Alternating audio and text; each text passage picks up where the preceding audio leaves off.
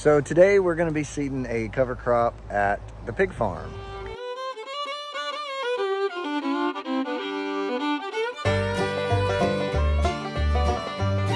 This area is about 8 acres. It's all partially wooded. It's like filtered sun. We're going to be doing a really nice mixture today. We're mixing ryegrass, oats, and clover. All right, we're gonna spread it everywhere here at the pig farm. Really important when we do this, we get inside their current paddock. We gave them some watermelon to keep them over there, and we'll go ahead and throw this down with seed too. We'll do the same thing over at the feeder pigs, which is that other netting right over there. So in the paddocks now, what's going to be really interesting is to come back to these areas, like the urine areas and the little manure areas. As it's so dry right now, chances are these are the areas that the seed will germinate first. Did the feeder pigs as well. And so again, if we don't get any rain, it'll be really interesting to see how germination varies based on urine spots, manure spots, of course, just like general areas like where this watermelon was eaten, wherever there is excess moisture. Hey guys, y'all sure do love watermelon. So this doesn't have anything to do with cover cropping, but in terms of looking for a really good pig pasture or pig forest, we look for a piece of ground that can produce as much food on its own as possible. So that plays a part, of course, in cover cropping, but also these oak trees. These pigs, especially when these acorns get like this, oh, they tear these things up. And they love, not only do they love them, but I think they're pretty good for them. The pigs always look really nice when a lot of their diet are these acorns. So this specific mix that we're doing for our pigs is ryegrass, oats, and clover. Those are all three that we've seen that our coonies or cooney crosses will eat. They'll graze on it. They love it, especially the clover. There are, of course, a ton of other options to mix in there that are not only good for the soil, but good for the pigs. But things like brassicas, for example, our pigs will not eat. So your mustards, your turnips, all that good stuff, they're great for a cover crop mix. Our pigs won't eat them. So we'll include things like that in our chicken pasture, like winter fall mix. But for the pigs, we stick with those three. So what are our main objectives by spreading a cover crop on our pig pastures? Well, one, of course, is to provide food. So our coonies and cooney crosses love eating vegetation. They love different types of grasses. They love different vegetables. And so anything that we can include in that mix that they really, really like to eat, it's good for them, it's good for their gut. It should not be their only source of food, but it should definitely be included in their diet. And so that's one reason. Another reason, of course, is just for soil stabilization. When we're moving paddocks, when it's finished, it'll look like this right here.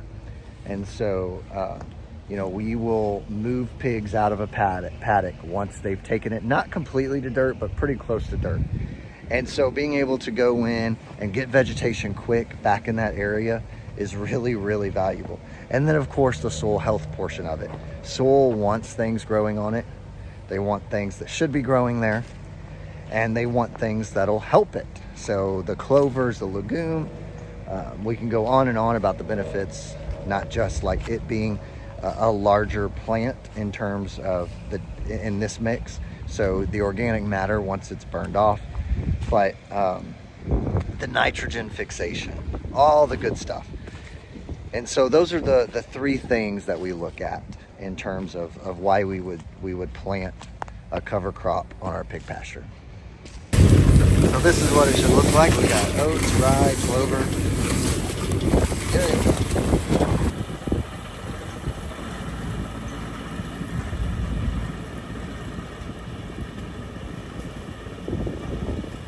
So on a lot of years, we would actually mow this first. So we would come through, mow it all, and then seed. However, we're in a relatively extreme drought right now. And it's super hot, and a lot of the crops we're seeding are cool season crops. And so what we elected to do was not mow it, in hopes of maybe, trying to kind of cool the temperature where the seed's actually touching the ground, in hopes that'll help. You could see a lot of the vegetation is not thriving right now because it has been so dry. But that's the reason that we wouldn't mow. Most years, if we're getting plenty of moisture, we would go ahead and mow before we seed. So everyone's got old feed bags laying around. So if you're not sure you're getting the coverage you want with your seed or spreader, and maybe the vegetation is too thick to tell, just take an old feed bag, lay it on the ground, and then, just kind of make a couple passes as normal. And then you can kind of see that this is pretty good. This is a pretty good little seed profile there. Well, we got the rain we needed. You look closely, 100% of this seed is germinating, and it looks really good. This is exactly what we wanted to happen. This is gonna be such a nice stand here. So we are now 5 days since we seeded it, and we've gotten a ton of rain, and you can see this ryegrass about an inch and a half tall. That clover's coming up thick. Oh, pretty good. We're real happy with that. We got the perfect amount of rain. Well, this is exactly a week since we seeded all of this. We've been getting a ton of rain, which was, perfect.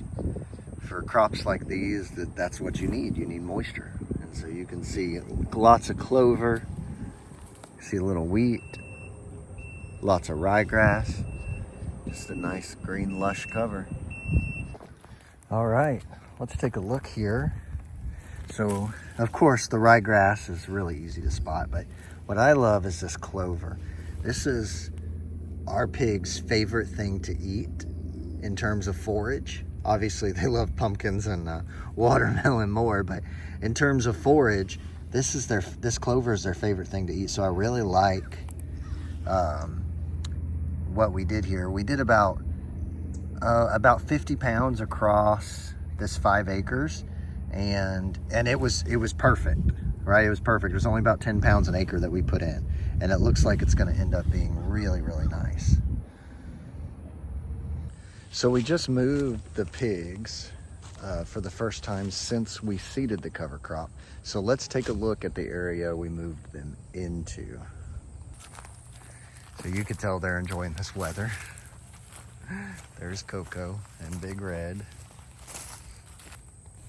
Look at all the clover that we seeded coming up in there. That's the money maker there. That's the stuff they really like. They'll eat the ryegrass, they'll eat the oats, but the clover there, that's what we like. And it's just nice and green here. We like it. This is a really nice paddock. Lots of foraging to be had here. Yeah, this looks good. We do make them a nice waller every time we move.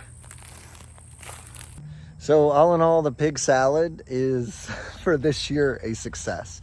It will continue to grow over the coming weeks and even months, and they will continue to get benefit, not just the pigs getting a benefit, but the ground getting a benefit too. And I thought I'd do a little wrap up to close out the video and just kind of remind everyone what we did through this process. So we seeded, what's up guys?